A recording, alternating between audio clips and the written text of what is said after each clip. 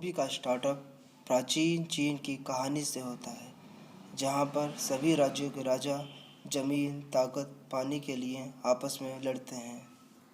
वहाँ एक राजा ऐसा भी था जो अपने जालिम इरादों के साथ बादशाह बनना चाहता था, पर दूसरे राज्यों के राजाओं ने भाड़े के कातिलों को भेजा ताकि वो बादशाह ना बन पाए।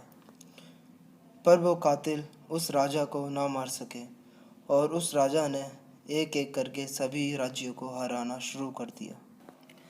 पर वो जालिम बादशाह बन चुका था और उसने सभी शत्रुओं को अपना गुलाम बना लिया। फिर उस राजा ने अपने गुलाम शत्रुओं से अपने सरहद की महान दीवार बनवाई।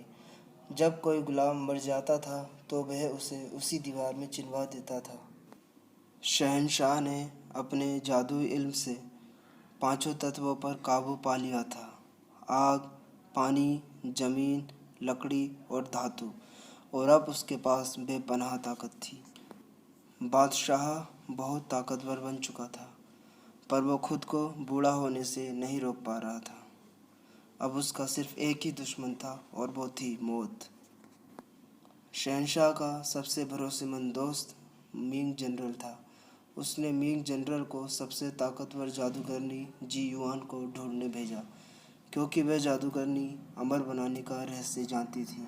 जादूगरनी जी युआन बादशाह को अपने जादू से अमर बना देती है, पर बादशाह जादूगरनी जी युआन को चाकू से मारने की कोशिश करता है।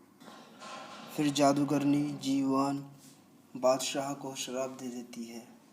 फिर बादशाह और उसके सैनिक पत्थर में बदल जाते हैं। श्रीमती ओ'कॉनल एक प्रोफेसर थी जो अपनी लिखी हुई किताबों को सुनाया करती थी। रिक ओ'कॉनल और श्रीमती ओ'कॉनल अपने बेटे एलेक्स ओ'कॉनल के बारे में बात करते हैं, और वहाँ चीन में एलेक्स ओ'कॉनल अपनी खोजबीन कर रहा था। एलेक्स ओ'कॉनल की खोज पूरी होती है। वह बादशाह और उसका महल ढूंढ लेता है, जहाँ उसकी मूर्ति और उसके सैनिकों की मूर्ति होती है। जैसे ही ओ'कॉनल अपने साथियों के साथ महल के अंदर एंट्री करता है तो उनके ऊपर अचानक से हमला होने लगता है, जिसमें उसके 3 साथी मारे जाते हैं। फिर वो लोग नीचे तहखाने का दरवाज़ा खोलते हैं और एलेक्स उस तहखाने में गिर जाता है। फिर नीचे तहखाने में एलेक्स और प्रोफेसर विल्सन पर अटैक हो जाता है। लंदन में रिक ओ'कॉनल और श्रीमती ओ'कॉनल को एजेंट सांग्रीला की आँख देता है।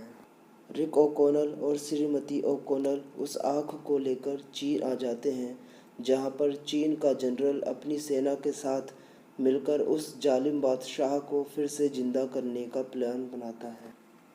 रिक ओ'कॉनल और श्रीमती कॉनल प्रोफेसर विल्सन से मिलते हैं। रिक ओ'कॉनल और श्रीमती ओ'कॉनल प्रोफेसर विल्सन को सांग्रीला की आँख दे देते हैं। प्रोफेसर विल्सन चीनी जनरल से मिला होता है जो बादशाह को जगाना चाहता था।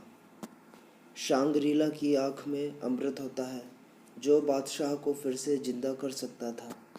फिर अमृत बादशाह की मूर्ति पर गिर जाता है और बादशाह फिर से जिंदा हो जाता है। फिर शहंशाह अपने महल से बाहर आ जाता है। लिन, जो जादूगरनी जी युआन की बेटी है, उसके पास एक खंजर होता है जो शहंशाह को मार सकता था। लिन बताती है कि हमें बादशाह से पहले सांग्रीला पहुंच जाना चाहिए। वो लोग जहाज की मदद से सांग्रीला पहुंच जाते हैं। सांग्रीला में बादशाह भी पहुंच जाता है और वहाँ पर वो लोग आपस में लड़ते हैं। लिन सांग्रीला के यति को बुलाती है मदद के लिए, और बादशाह पिरामिड पर हीरा लगा देता है जिससे वह अमर होना चाहता था। लड़ाई में रिक ओ'कॉनल को चोट लग जाती है। सांग्रीला में बर्फ़ का सैलाब आ जाता है जिससे सभी लोग दब जाते हैं। बाद में लिन की माँ जी युआन रिक ओ'कॉनल को अपने जादू से बचा लेती है। बादशाह एक जानवर की शक्ल में आ जाता है और सब पर हमला कर देता है। बादशाह लिन को अपने साथ ले जाता है ताकि वो अपनी सेना को दोबारा से जिंदा कर सके। लिन की माँ रिक ओ'कॉनल और उनके साथियों के साथ बादशाह के मकबरे पर चले जाते हैं। जी युआन अपने जादू से कंकालों में जान डाल देती है। कंकाल की सेना और बादशाह की सेना आपस में लड़ने लग जाते हैं। बादशाह जादूगरनी जी युआन को मार देता है।